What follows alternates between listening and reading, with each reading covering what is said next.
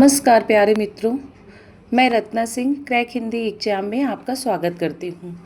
दोस्तों, जैसा कि हमारा प्रैक्टिस सेट चल रहा था हिंदी साहित्य प्लस व्याकरण पे, और जो पिछले साल आए हुए क्वेश्चन पर आधारित हमारा प्रैक्टिस सेट चल रहा था, तो आज हम बिना समय गंवाए शुरू करते हैं आज का प्रैक्टिस सेट 4, प्रश्न संख्या 1।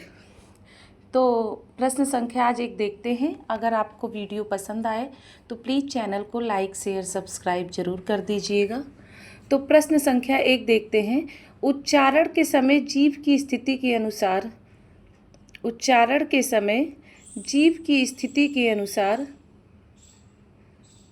स्वरों के कितने भेद किए गए हैं? 2, 3, 5 या 7? तो उच्चारण के समय जीभ की स्थिति के अनुसार स्वरों के कितने भेद किए गए हैं? तो आपका ऑप्शन 2 सही होता है। 3 भेद किए गए हैं। कितने? 3 भेद किए गए हैं। आपका प्रश्न संख्या 2 है कि हिंदी व्याकरण के अंतिम पंचमाक्षरों का उच्चारण स्थान क्या है? तो हिंदी व्याकरण के अंतिम पंचमाक्षरों का उच्चारण स्थान अनुनासिक है, कंठ है, तालव्य है कि मूर्धन्य है? तो बताइए क्या है? तो पंचमा अक्षरों का उच्चारण स्थान क्या है? अनुनासिक। और अगर पूछ लिया क्या पंचमा अक्षर कौन कौन से होते हैं, तो जो लास्ट के ड़, न, इया, ये सब जो होते हैं वो लास्ट के पंचमा अक्षर होते हैं। तो आपका ऑप्शन ए सही होता है। आगे का क्वेश्चन प्रश्न संख्या 3 है। भक्ति साहित्य ने सौंदर्य शास्त्र को नया आयाम दिया। इसमें लोकप्रिय जातीय संस्कृति की जो छवि दिखाई पड़ती है वह फिर नहीं दिखाई पड़ती। यह कथन किस आलोचक का है? तो बताइए यह कथन किस आलोचक का है? तो यह कथन डॉक्टर बच्चन सिंह, रामविलास शर्मा, रामचंद्र शुक्ल की हजारी प्रसाद द्विवेदी। तो चारों में से कौन सा ऑप्शन सही होता है? तो आपका ऑप्शन 1 सही होता है। आगे का प्रश्न संख्या 4। घनानंद को रोमांटिक धारा का श्रेष्ठ कवि कहने वाले आलोचक हैं। तो घनानंद को रोमांटिक धारा का श्रेष्ठ कवि कहने वाले आलोचक कौन है बताइए? राम कुमार वर्मा है, रामस्वरूप चतुर्वेदी हैं, रामचंद्र शुक्ल हैं, या कोई नहीं इनमें से? तो इस प्रश्न का कौन सा ऑप्शन सही होता है? तो ऑप्शन 3 सही होता है कि रामचंद्र शुक्ल ही घनानंद को रोमांटिक धारा का श्रेष्ठ कवि कहते हैं। ये पिछले साल जो पेपर आपके प्रीवियस ईयर के पेपर हैं उससे भी आधारित प्रश्न है ये, और इम्पॉर्टेंट प्रश्न है। तो आप लोग इसकी ध्यान से देखिएगा और कमेंट बॉक्स में कमेंट करके बताइएगा कि कौन सा आंसर सही है। आगे का प्रश्न संख्या 5 है। कुंदन को रंग फीको लागे, छलके अति अगन चारु गुराई। क्या है? कुंदन को रंग फीके लागे, कुंदन को रंग फीके लागे, छलके अति अगन चार गुराई, पंक्ति किस रचना के है? तो बताइए ये पंक्ति जो है वो किस रचना की है? फूल मंजरी, रस मंजरी, रसराज या ललित ललाम? तो इन चारों में से कौन सा ऑप्शन सही है? तो ये पंक्तियाँ रसराज की हैं। ये पंक्तियाँ कहाँ की हैं? रसराज की है। आगे देखते हैं प्रश्न संख्या 6। किसने कहा था कविता का विषय मनोरंजन एवं उपदेशजनक होना चाहिए? क्या होना चाहिए? मनोरंजन और उपदेशजनक होना चाहिए। ये किसने कहा था? तो ये किसने कहा था बताइए? महावीर प्रसाद द्विवेदी ने, निराला ने, हरिवंश राय बच्चन ने, या हरिऔध ने? तो किसने कहा था? महावीर प्रसाद द्विवेदी ने कहा था कि कविता का जो विषय है वो मनोरंजन उपदेशजनक होना चाहिए। आगे का प्रश्न संख्या 7 देखिए। हिंदी रीत ग्रंथों की परंपरा चिंतामणि त्रिपाठी से चली आ रही है। किससे? चिंतामणि त्रिपाठी से चली आ रही है।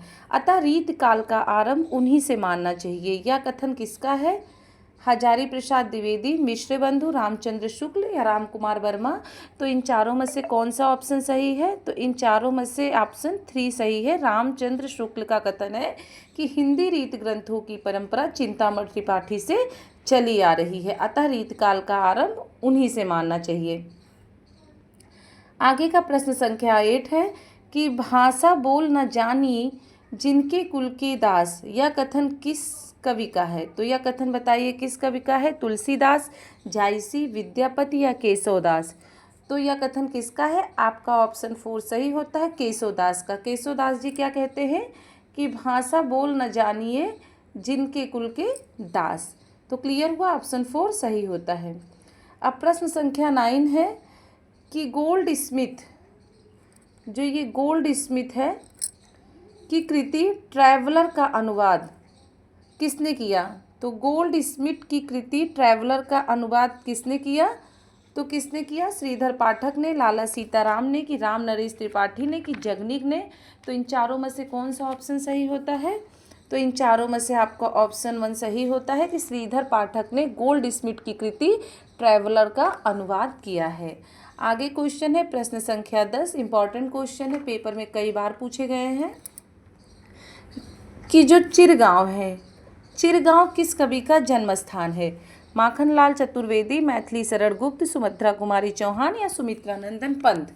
तो जो चिरगांव है वो किसका जन्म स्थान है? वो मैथिली शरण गुप्त का स्थान है। आपका प्रश्न 10 का ऑप्शन 2 सही होता है। प्रश्न संख्या 11 देखते हैं कि वीरता जब भागती है तो अपने पीछे राजनीति के चलछिद्र के धूल उड़ाती है। उपयुक्त कथन किस नाटक का है? तो ये कथन बताइए, ध्रुव स्वामिनी से है, स्कंद गुप्त है, अजातशत्रु से है या चंद्रगुप्त से? तो यह कथन किससे है? ध्रुव स्वामिनी से है। अब अगर क्वेश्चन में पूछ लिया जाएगा कि ध्रुव स्वामिनी का पात्र कौन है, तो पात्र देखिए ध्रुव स्वामिनी में रामगुप्त हैं, शिखर स्वामी है, चंद्रगुप्त है, मंदाकिनी है, कोमा है, आचार्य मिहिरदेव हैं, ध्रुव स्वामिनी है और सकराज है। तो ये ध्रुव स्वामिनी के पात्र हैं। तो इस प्रश्न 11 का ऑप्शन 1 सही होता है। प्रश्न 12 देखिए, चंद्रगुप्त नाटक का कौन सा पात्र चंद्रगुप्त के साथ प्रेम भाव नहीं रखता? कल्याणी, सुहासिनी, कर्णलिया कि मालविका? तो इन चारों में से बताइए कि चंद्रगुप्त नाटक का वह कौन सा पात्र है जो चंद्रगुप्त के साथ प्रेम भाव नहीं रखता? तो इन चारों में से कौन सा ऑप्शन सही होता है? ऑप्शन 2 सही है।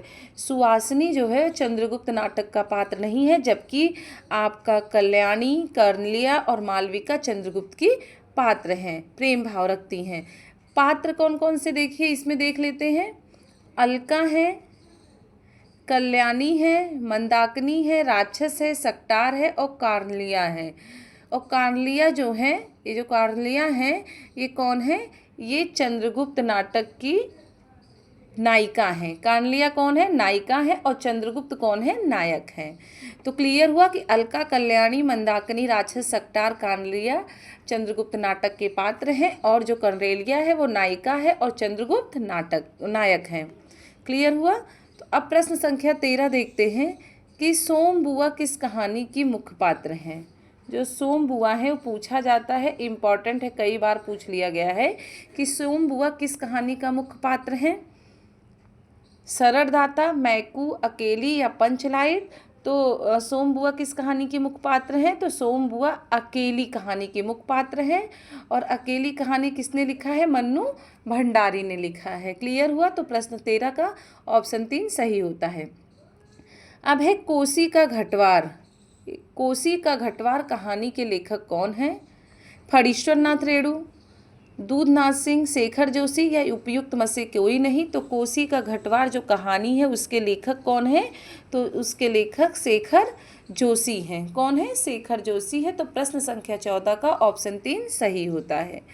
अब आगे का क्वेश्चन है प्रश्न संख्या 15, निम्न से कौन सुमेलित नहीं है? तो इसमें चारों में से एक ऑप्शन आपका गलत है, तो इसी में बताना है कि कौन सा सुमेलित नहीं है। ये नहीं वाला जरूर ध्यान देना, नहीं हाँ में कंफ्यूज हो जाते हैं और बच्चे यही गलती कर देते हैं। तो नहीं ऑप्शन जरूर देखना, नहीं है क्या पूछा गया है। हंस जवाई नूर मोहम्मद की, मृगावती कुतुबुद्दीन की, मधुमालती मंझन की, चित्रावली उस्मान की? तो इसमें सुमेलित कौन है? हंस जवाहिर नूर मोहम्मद की नहीं है, जबकि कासिम शाह की रचना है। और जबकि मृगावती कुतुबुद्दीन की, मधुमालती मंझन की और चित्रावली उस्मान की रचना है। अब आगे का प्रश्न संख्या 16 देखते हैं। पांडव की प्रतिमा सब लेखो, पांडव की प्रतिमा सब लेखो, अर्जुन भीम महापति देखो। इसमें काव्य का कौन सा दोष है? क्या पूछा गया है? दोष। इस पांडव की प्रतिमा समलेख्यो, अर्जुन भीम महापति देखो, इसमें काव्य का कौन सा दोष है? शब्द दोष है, रस दोष है, अर्थ दोष है या कोई नहीं? तो इन तीनों में से कोई भी नहीं दोष है, मतलब ऑप्शन 4 सही होता है। इस काव्य में काल दोष है। क्या है? काल दोष है, क्योंकि राम कथा त्रेता युग की है। कब की है? त्रेता युग की है, जिसमें पांडव नहीं थे, पांडव नहीं थे, इसलिए इसमें काल दोष है। क्लियर हुआ? आगे का क्वेश्चन है प्रश्न संख्या 17। अभिधा उत्तम काव्य है, मध्य लक्षणा लीन और अधम व्यंजना रस विशेष उल्टी कहत नवीन। उक्त उपयुक्त उक्ति कहाँ किसकी है? देव की, भिखारी दास की, केशव दास की, ब्रजनाथ दास की? तो इन चारों में से बताइए कौन सा ऑप्शन सही होता है? तो इन चारों में से आपका ऑप्शन 1 सही होता है कि ऑप्शन 1 सही होता है कि अभिधा उत्तम काम है, मध्य लक्षणा लीन, अधम व्यंजना रस विरस, उल्टी कहत नवीन, उपयुक्त उक्ति देव की है। तो प्रश्न संख्या 17 का ऑप्शन 1 सही होता है। अब आगे का प्रश्न संख्या 18 है। किस तिथि को हिंदी को राजभाषा बनाने का निर्णय लिया गया है? किसको? हिंदी को राजभाषा बनाने का निर्णय किस तिथि को लिया गया है? 14 सितंबर 1949, 26 जनवरी 1950, 14 सितंबर 1950 या 15 अगस्त 1947? तो कौन सा ऑप्शन सही है? 14 सितंबर 1949 ऑप्शन 1 सही होता है। 14 सितंबर 1949 को हिंदी जो है, हिंदी को राजभाषा बनाने का निर्णय लिया गया है। तो आपका प्रश्न संख्या 18 का ऑप्शन 1 सही होता है। आगे का प्रश्न संख्या 19 है कि बगियान बसंत बसेर कियो बसिए।